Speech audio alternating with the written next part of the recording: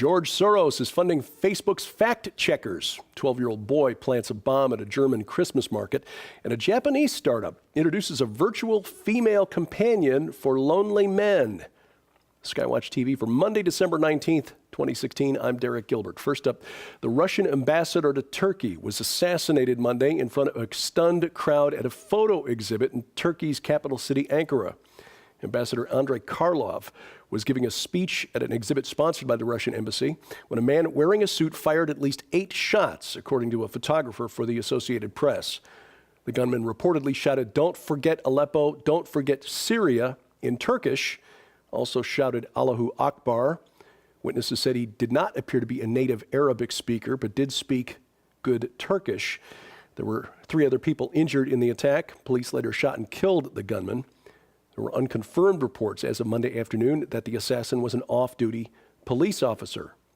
The attack comes a day before a meeting of Russian, Turkish, and Iranian foreign and defense ministers in Moscow to discuss Syria. Russia and Iran have been supporting the regime of Bashar al-Assad. Turkey has been supporting the rebels. No idea yet how this will affect those talks.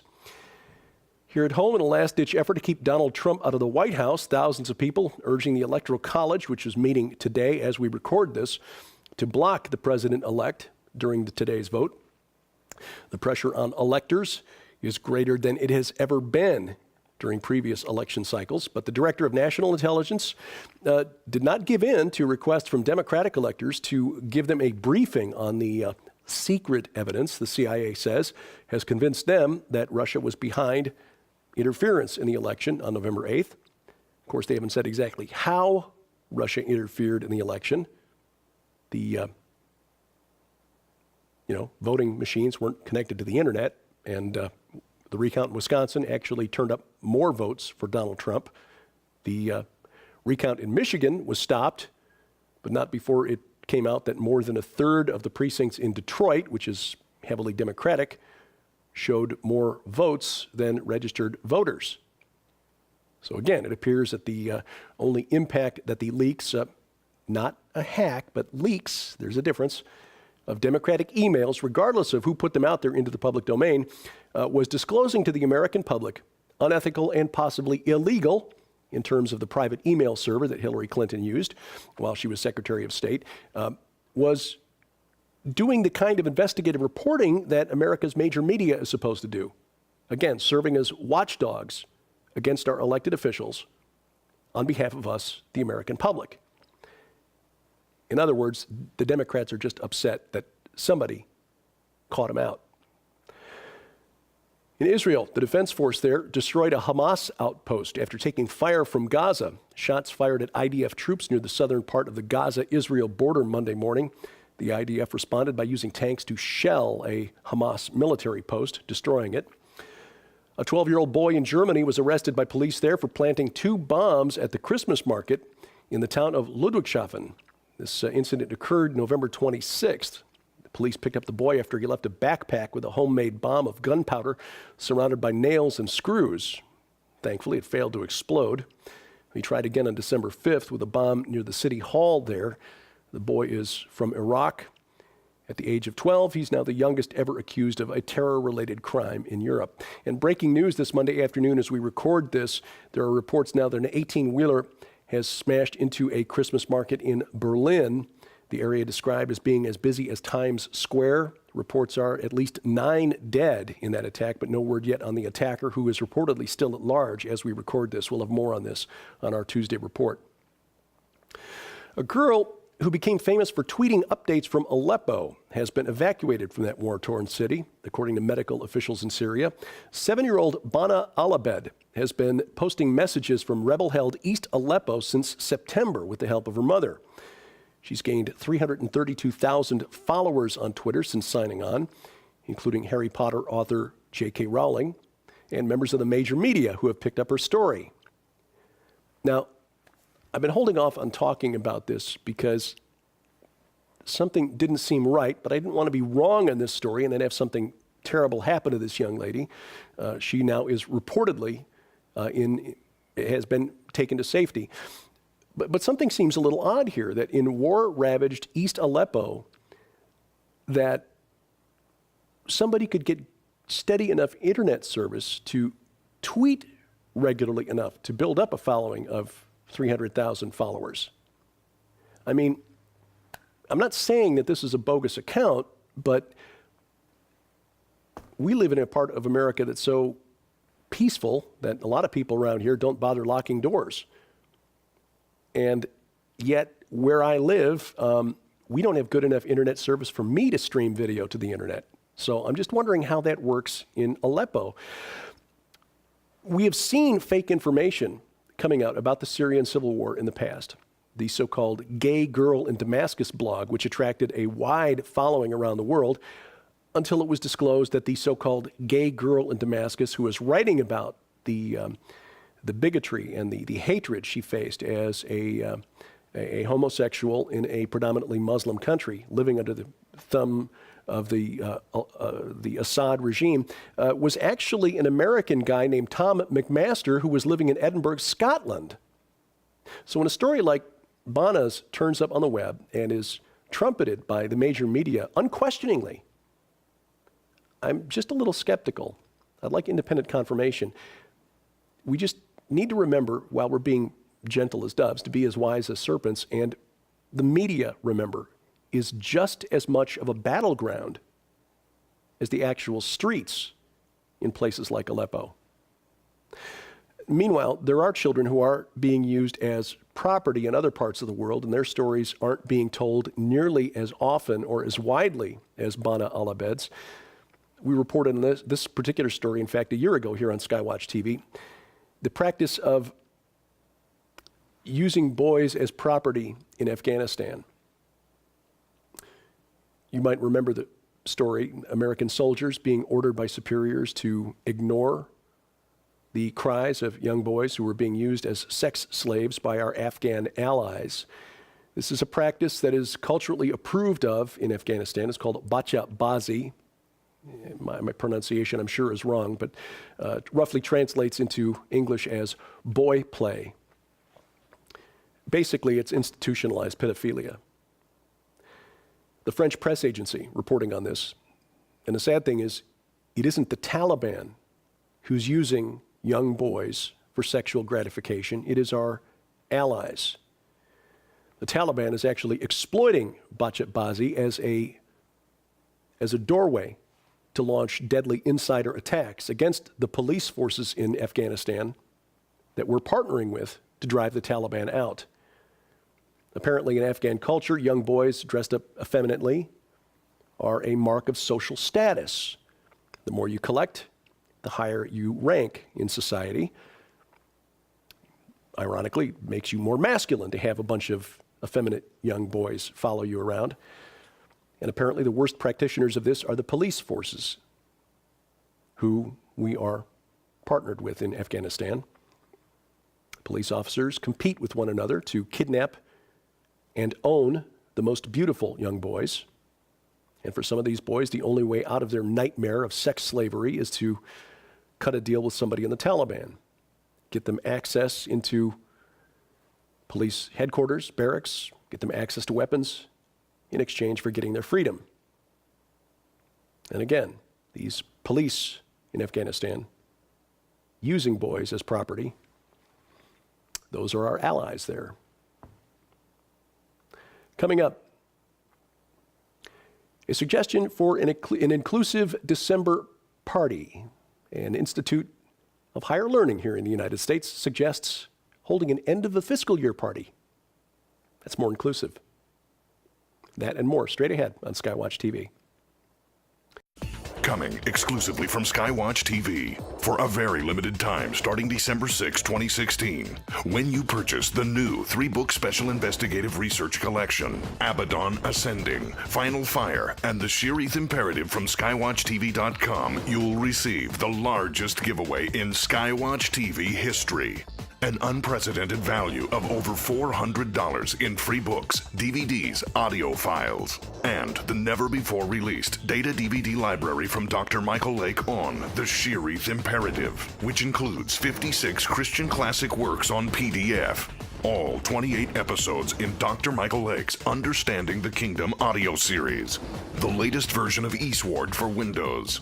The 3-part Into the Multiverse television series where Josh Peck interviews Dr. Michael Lake on the Sheerith Imperative. And nearly 3 hours of bonus interviews on video with Dr. Lake on the Sharpening Report. For your library or to give away as gifts. Also included in this biggest giveaway in SkyWatch TV history are Josh Peck's full-length 2016 DVD presentations, The Quantum Future and Extra-Dimensional UFOs. Dr. Michael Lake's full-length 2016 DVD presentations, Jericho, The Anatomy of a Stronghold and The Shinar Directive.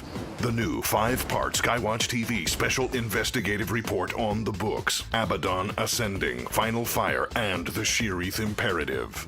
But that's not all. You'll also receive the new Best of SkyWatch Television on DVD. Over 5.5 hours of the most popular episodes in SkyWatch TV history. Travel through the multiverse on the new Best of Into the Multiverse on DVD. Over 5 hours of audio with Josh Peck on the coming Technocalypse. The best-selling book, The Final Roman Emperor. An incredible 5-year subscription to the SkyWatch magazine. 2 brand new free gift books. And the never-before-released data DVD library from Dr. Michael Lake on the Sheerith Imperative. For your library or to give away as gifts. An unprecedented value of over $400 in never-before-offered free products. This is the biggest giveaway in SkyWatch TV history, and it's yours absolutely free when you purchase the new 3-book special investigative research collection, Abaddon Ascending, Final Fire, and the Sheerith Imperative for only $39.95 plus shipping from SkyWatchTV.com, beginning December 6, 2016. But be advised, this astonishing promotion is limited to first come, first serve while supplies last. So it's urgent that beginning December 6, 2016, you place your order for the new 3-book special investigative research collection. This offer is on a limited time basis and will end without notification. So be sure to visit SkyWatchTV.com to follow the updates. In the countdown to the biggest giveaway in SkyWatch TV history, the unprecedented value of over $400 in never-before-offered free products while supplies last. For more details, log on to SkyWatchTV.com. You can save a child's life. That's one of the reasons we do what we do on SkyWatch TV, supporting the ministry of Whispering Ponies Ranch and our partners at Royal Family Kids. And this week, you can learn about what Royal Family Kids does. So we talked to founder Wayne Tesh and president of Royal Family Kids, Chris Carmichael. That's the program on SkyWatch TV this week. You'll find a complete listing of dates and times for the program at the website, skywatchtv.com/channels. Oh, and a special web-exclusive interview this week. John Schlitt, the former lead singer of the legendary Christian rock band Petra, talks about his Christmas Project CD. It is a fantastic disc. I spent many years in music radio, and so I don't often listen to music anymore because I had to listen to it in my headphones for like 4 or 5 hours a day, 6 days a week. This is a disc that's in my car that I actually listen to. John Schlitt's take on the Hallelujah Chorus is electric. You check out that program. It's a web exclusive from SkyWatch TV, available only at skywatchtv.com and the SkyWatch TV channels on Roku and on YouTube. Facebook is taking aim at fake news, and billionaire George Soros is leading the lineup of donors to help bankroll the fake news fact checker at Facebook. Other donors include Google, the Bill and Melinda Gates Foundation, and eBay founder Pierre Omidyar. Ironically, Mr. Omidyar is the founder of The Intercept, which is an online news site where investigative journalist Glenn Greenwald has been very critical of this fake news witch hunt. You know, Facebook CEO Mark Zuckerberg announced this new feature on Facebook last Thursday evening. It will flag stories that have been disputed by a third party before users try to share them. The third-party fact checkers include such sites as Snopes, ABC News, Politico, and The Washington Post, which has taken the lead in promoting the fake news idea that websites like The Drudge Report, True News, SteveQuayle.com, and InfoWars are spreading Russian propaganda. Facebook is trying to put itself out of business. And by the way, CNN their headline that says Vladimir Putin personally approved hacking America's presidential election was debunked by the body of the text in its own story. Quote, neither of the sources said they knew of specific intelligence that directly ties Putin to the attack, end quote. But now, if there is any justice in the world, this study, a new study released by a university in the UK, would be the final nail in the coffin of the Mandela effect. A new study shows that half of us remember events that never happened. A study of 400 people showed that about half of us will come to believe that a fictional event really took place in our own personal history if we're told about it, and then we repeatedly imagine it happening. The study experimented with implanting fake memories, relatively harmless memories, like taking a hot air balloon as a child, pulling a prank on a teacher, causing a fuss at a family wedding, something like that. About 30% of the people in the study appeared to remember it happening, even elaborating on how the fake event actually took place and describing details of what it was like. Another 23% showed signs of accepting the story to some degree, which, when you think about it, explains a lot about the way politicians deal with being caught in a lie. I did not have relations with... Yeah. Coincidentally, or not, Sheriff Joe Arpaio, his 5-year investigation into the long-form birth certificate released by the White House, the birth certificate of President Obama, is finally complete. Sheriff Joe and his chief investigator, Mike Zullo, had a press conference last Thursday to announce the results, and they concluded that it was fraudulent. Anyone who knows anything about Photoshop would come to the same conclusion. Arpaio said he doesn't care where the president was born. He was simply interested in the authenticity of this particular document. Arpaio says he's going to turn the results of his investigation over to Congress. Said if they can hold hearings on underinflated footballs, maybe they can take a look at something like this. From the Archaeology is Cool department, an inscribed stone block found off the coast of Israel has revealed the name of the Roman governor of Judea who served just before the devastating Bar Kokhba revolt in the early 2nd century. That was 132 to 135 AD. The Greek inscription on the massive 1,400-pound stone says, the city of Dor honors Marcus Pacius, son of Publius, Silvanus Quintus Caridius Gallus Gargilius Antiquus, governor of Judea. A Japanese startup company wants to do Alexa one better. It's marketing a new holographic assistant specifically designed for men who live alone. This AI is called Hikari Azuma. According to her official bio at the website, she's 20 years old, likes donuts, and specializes in making fried eggs. She lives in a little high-tech glass box that looks like a really funky coffee maker. What sets her apart from Amazon's Echo or Apple's Siri is that Hikari comes with a special messaging app. On your phone, you can stay in touch with her all through the day. It's kind of sad when you think about it, but honestly, there's probably a market for this. It's scheduled for release next December, and the asking price would be about $2,500. Just remember, if we learned nothing from the reboot of Westworld on cable this season, which, by the way, I do not recommend that you watch with children. In fact, you may not recommend watching it at all. Experts warn that artificial intelligence is likely to be unpredictable and, oh yeah, possibly an existential threat to humanity. And finally, a couple stories that show that there's really nothing so ridiculous that somebody won't be offended by it. The English department at the University of Pennsylvania has removed the portrait of William Shakespeare from its Fisher Bennett Hall. William Shakespeare, arguably the greatest author in English history. They replaced the bard with a picture of Black lesbian poet Audre Lorde, because diversity. And not to be outdone, Texas Women's University is advising students and faculty not to use the word holiday when describing parties in the month of December, because it smacks of religion. You see, eliminating the word Christmas isn't enough. holiday apparently is enough to trigger atheists. So to be helpful, the university suggests calling it an end of the fiscal year party and recommends avoiding religious symbols like Santa Claus, evergreen trees, and red-nosed reindeer. Religious symbols. I know. we could tell them, but they obviously have bigger problems.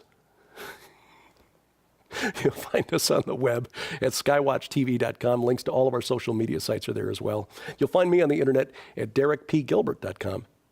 And thank you for watching as we keep watch. I'm Derek Gilbert, and this is SkyWatch TV.